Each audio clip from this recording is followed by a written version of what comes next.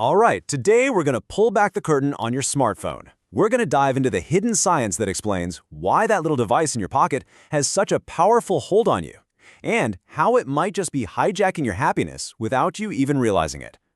So let's start with something you've probably felt before. Have you ever reached for your phone? You were absolutely sure you felt it vibrate, only to look and see nothing? That little phantom buzz? That's more than just a weird feeling. It's the first clue to how deep these devices are wired into our nervous systems.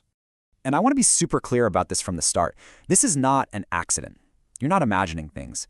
The apps on your phone are built from the ground up to tap directly into the most ancient, primitive reward circuits of your brain. And this all leads to what we can call the constant craving.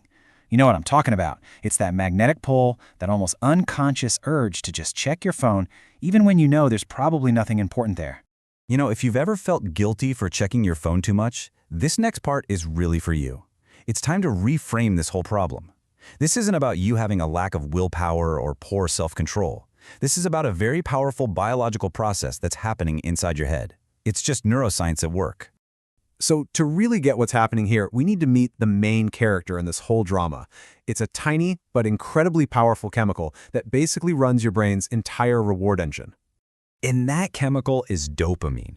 Now, you've probably heard the name thrown around, but its job is often really misunderstood. It's a neurotransmitter.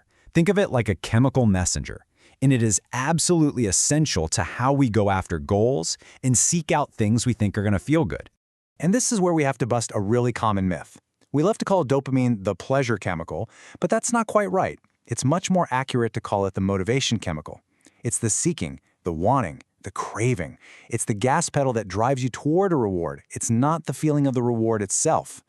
And this dopamine, it isn't just splashing around in your brain randomly. Nope, it travels on these very specific routes, kind of like information superhighways.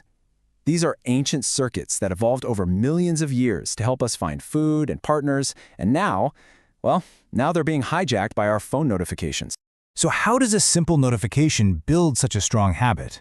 Well, it creates something we can call the notification loop. This is the point where modern technology and our ancient brain chemistry collide to form this incredibly powerful, self-reinforcing cycle. There's this famous saying in neuroscience that just nails it. Neurons that fire together, wire together. It's really just a simple way of saying your brain is not fixed. It's constantly changing. Every single action you repeat, every thought you have, it physically strengthens the connections between your brain cells. Now, this whole strengthening process has a fancy name, but forget that. The concept is what matters. Just imagine you're trying to walk through a super dense forest for the first time. It's tough, right? But if you walk that same exact path every single day, you start to wear it down. It gets clearer, faster, and way easier to travel. Your brain does the exact same thing when it's forming a habit. Okay, let's put all the pieces together. Step 1, your phone pings. Instantly, because you're anticipating a potential reward, like a message or a social media like. Your brain releases a jolt of that motivation chemical, dopamine. As that happens, the neural path that connects phone ping to reward feeling gets a little bit stronger, a little more paved. And because that path is now easier to travel, your brain learns to crave that next ping even more. It is a perfect, powerful, reinforcing loop. But wait a second, that's only half the story. The trap isn't just about what happens when you check your phone. It's also about what happens when you don't. So let's look at the science of what happens when you actually unplug. So, you do it. You decide you need a break, you put your phone on silent, maybe you even stick it in another room. What's actually happening inside your head when all those pings and notifications just stop? Well, your brain, which has gotten so used to that steady drip of dopamine-triggering alerts, it notices the silence, and it does not like it one bit. This sudden absence actually triggers the release of a completely different chemical, cortisol, which you probably know as the stress hormone. So let's just picture what's going on with your brain chemistry here. When you're away from your phone, your motivation-driving dopamine levels are low because that stimulus is gone. But at the same time, your cortisol, your stress levels, they spike. This creates this deeply uncomfortable feeling. That antsy, fidgety, anxious feeling you get when your phone is just out of reach. That sense of FOMO, the fear of missing out. Yeah, that's cortisol screaming at your brain that something is wrong. Okay, so let's put all the pieces of the puzzle together. Now that we've seen both sides of this chemical coin, we can finally decode the complete dopamine trap. And there it is, the full picture. It's a two-pronged trap, really.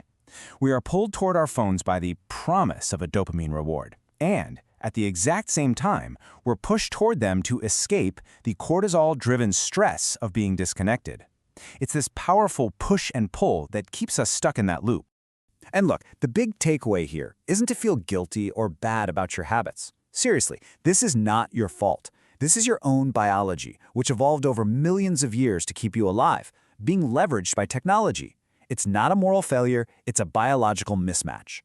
And that awareness, that's your superpower. Because every single time you reach for your phone or you make the conscious choice not to, you are literally teaching your brain. You are carving those neural pathways, for better or for worse.